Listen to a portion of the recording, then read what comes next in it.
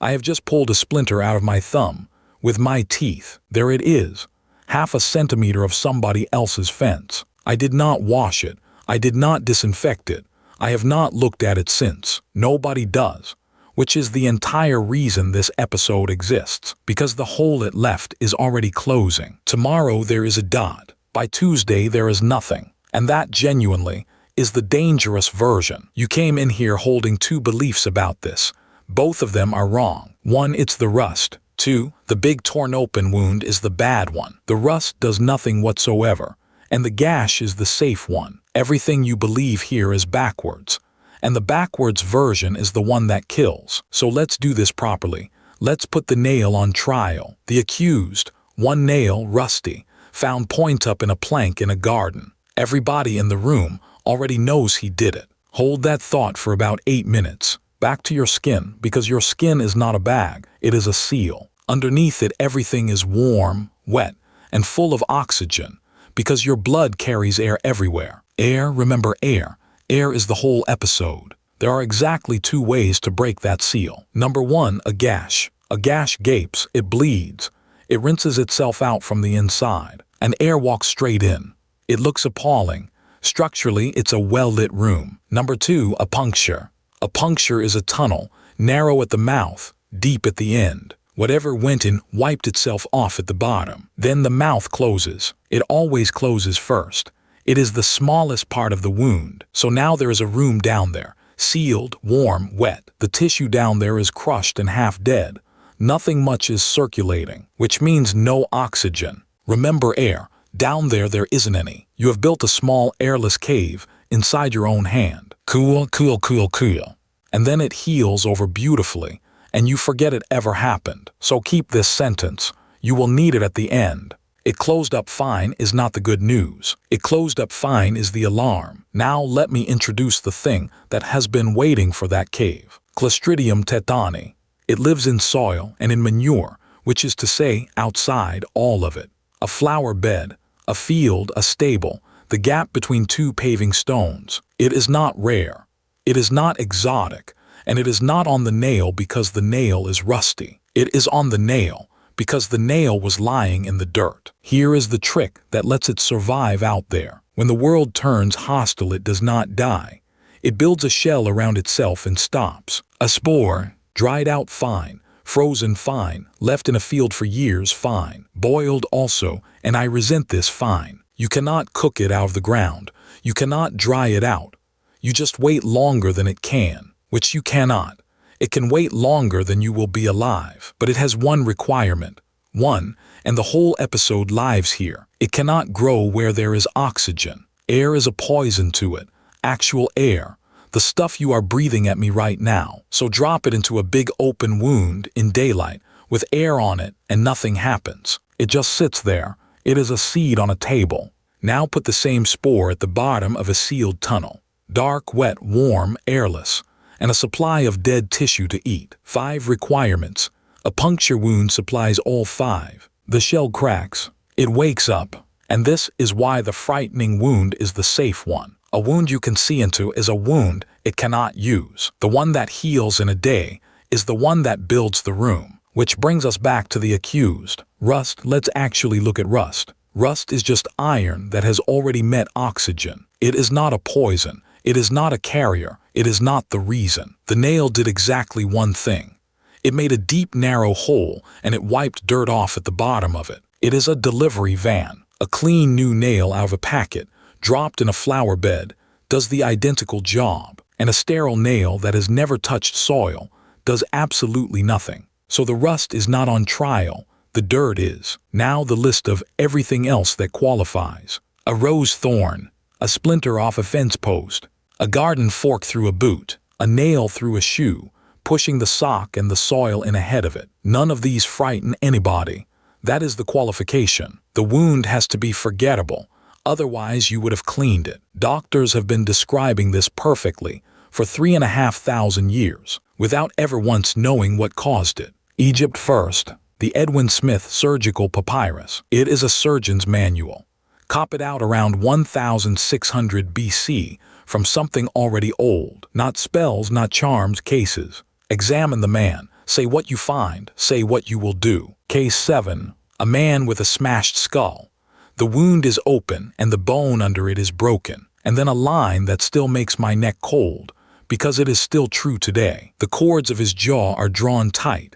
His mouth will not open. That is lockjaw, written into a medical textbook 36 centuries ago. It is the oldest written description of tetanus that anybody has. It names the injury, it names the sign, and it has nothing to offer. Because there was nothing to offer, there would not be for another 3,500 years. Now Greece, and a working man having a completely ordinary day. The Hippocratic writers kept case notes, and one of them is the master of a ship. The anchor came down on the index finger of his right hand. A finger, one finger. There was a wound, it was dressed. He carried on working. Days pass. The finger does what fingers do, it gets better. Then his jaw sets, then his neck, then his back. And within days, he is dead. And every single person in that story did everything right. One finger, an anchor, a clean dressing. I want to be clear about what these two men had in common. Nothing, except the dirt. For 35 centuries, the picture is perfect, and the cause is invisible. And what a picture it is. The jaw goes first. So they named the whole disease after the jaw. Then the face. The muscles at the corners of the mouth pull back and up, and the face is dragged into a smile. A wide, cheerful, permanent smile that they are not making and cannot stop. There is a name for it. It means the sardonic grin, and it is the worst piece of medical Latin I know. Then the back. The muscles down your back are stronger than the ones down your front, so the back wins. The body arches, heels and head on the bed, everything between them lifted clear. That has a name too. It is a shape you can draw and cannot really describe. Hold on to one thing, because the next act needs it. Every single sign on that list is a muscle doing its completely normal job. Contracting, pulling. That is the only thing a muscle can do. Nothing on that list is exotic. It is all just on. Meanwhile, back at the trial, Egypt, a rock to the head, no nail anywhere. Greece, an anchor, also unhelpfully no nail. The accused is starting to look pleased with himself. Let him. We are about to go somewhere he has never been. First, I have to correct something, and it is the thing everybody gets wrong. The bacteria do not spread. They do not swim through you. They do not eat their way anywhere. They stay in the hole in my thumb.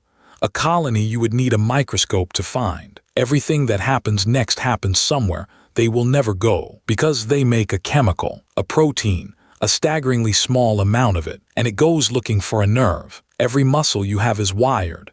Each one has a cable running to it. The cable is one single cell stretched out, sometimes the length of your leg. The toxin gets in at the muscle end. Now, the obvious guess is that it drifts off into the blood and floats about. It does not take the blood. It goes up the inside of the cable. Retrograde axonal transport. There is a haulage system inside every nerve, carrying things back to head office all day. The toxin gets on it. It buys a ticket. It is inside your own wiring, carried by your own machinery, going the wrong way up a road it should never have found. And it is slow.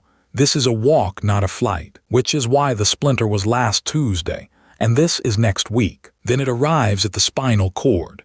And here is the reversal, the real one. The whole reason this episode exists. It does not attack the muscle. The muscle is fine. The muscle is perfect. The muscle has done nothing wrong its whole life. It does not switch anything on at all. So ask yourself something horrible. How does a muscle relax? It does not. A muscle has one move, pull. Relaxing is not something a muscle does. It is something a muscle is told. In your spinal cord, there are cells whose entire job is saying stop. Inhibitory interneurons. Stop, enough. That is the arm up, you can leave it there. Let go now. They are the reason you can put a cup down instead of crushing it. They are running all day, and you have never once thought about them. And those cells are precisely what the toxin came for. It gets inside them, and it cuts one specific thing, a protein called synaptobrevin, which is the part that lets the stop cell's message actually get out of the door. Cut it and the stop cell is still alive, still firing, still shouting stop, and nothing comes out. It does not add anything to you. It removes your ability to stop. That is the sentence. That is the entire disease. Every muscle it reaches now has an accelerator and no brake, so they all pull at the same time against each other, and they cannot let go. The muscles that close your jaw are far stronger than the ones that open it, so the jaw shuts, and there is the lockjaw the Egyptian manual wrote down. The face is pulled into the grin, the back beats the belly, and the body arches. And this is documented, so I am going to say it flatly. The arch can break the spine, your own back muscles, your own vertebrae. Sorry, I need a second, because the last part is the part I cannot get out of my head. The toxin does none of this to your brain. It never touches consciousness. You are awake for all of it. You can hear the room. You can feel every second. A noise, a light, a hand on the sheet, and the whole thing fires again. So they darken the room and they keep it quiet, and they sit it out with you. Right? 1889. Somebody finally gets hold of the thing itself. Kirasado Shibesaburo grows it pure. Just the organism, nothing else in the dish, which sounds like ordinary laboratory housekeeping, until you remember the one requirement. It will not grow in air. So to grow it, he had to take the air away. He had to build it on purpose in a jar, the exact thing it had been waiting for. The airless cave in my thumb, reproduced in glassware, as a technique. 1890. Kitosado and M.O. von Behring published the answer. You take an animal that has survived the toxin. You take its blood, and whatever is in that blood, the thing that beat the poison, works in a different animal. Antitoxin, not a cure for the bacteria, a cure for the poison, which is a completely different idea. 1901. The first Nobel Prize in medicine is given for exactly this. To von Behring alone. Kitosado is not on it. And I have to be honest with you here, because people still argue about this one. Why he was left off is genuinely disputed. I am not going to tell you it is settled, because it is not. What is not disputed is the 1890 paper, and both names are on it. Now, does the antitoxin actually work? Here is the cleanest set of numbers in the whole episode. The British Expeditionary Force, 1914, September, about 9 cases of tetanus for every 1,000 wounded men. Farmland, centuries of manure worked into it, trenches cut straight down through the lot, everything the spore had ever asked for, and a war shoveling men into it. Then antitoxin becomes routine at the casualty stations. December, same war, same mud, same men. 1.4 per 1,000, 4 months. By 1918, it is about half a case per 1,000. The wound did not change. The mud did not change. The answer arrived in a bottle, which is why the shot you get after a dirty wound is not fuss. It is the entire history of this act. So the verdict. The nail is acquitted. The rust never did anything. It never has. He was a van. He is free to go. The court would now like a word with this gentleman. Small, clean-looking, heals in a day, does not bleed enough to rinse, does not gape enough to breathe, and where it still kills most, there is no nail within 100 miles, a newborn baby, and a cord cut with whatever was to hand, a wound that was always going to close, on a person who cannot tell you anything is wrong. Same organism, same soil, same silence, and the baby is awake for it too. So here is where we have ended up. The frightening object was innocent. The pretty one is in handcuffs, and I am still standing here with a hole in my thumb that healed beautifully. It closed up fine.